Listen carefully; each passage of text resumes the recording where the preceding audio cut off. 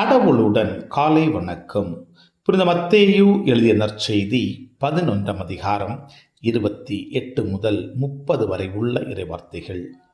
அக்காலத்தில் இயேசு கூறியது, பெரும் சுமை சுமந்து சோர்ந்திருப்பவர்களே, எல்லோரும் என்னிடம் வாருங்கள், நான் உங்களுக்கு இளைப்பாறுதல் தருவேன். நான் கனிவும் மனத்தாட்சியும் உடையவன்.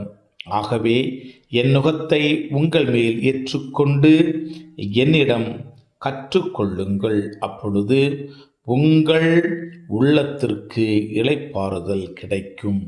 ஆம், என் நுகம் அழுத்தாது, என் சுமை எளிதாயுள்ளது என்றார்.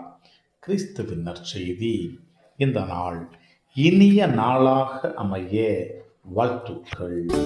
பல பல பல புதுமைகள், பெருமைகள், இனிமைகள் இறங்கிய நல்ல நாள், ஒரு நல்ல நாள், நம் தேவன் தந்த நாள். இது நல்ல நாள், ஒரு நல்ல நாள், நம் தேவன்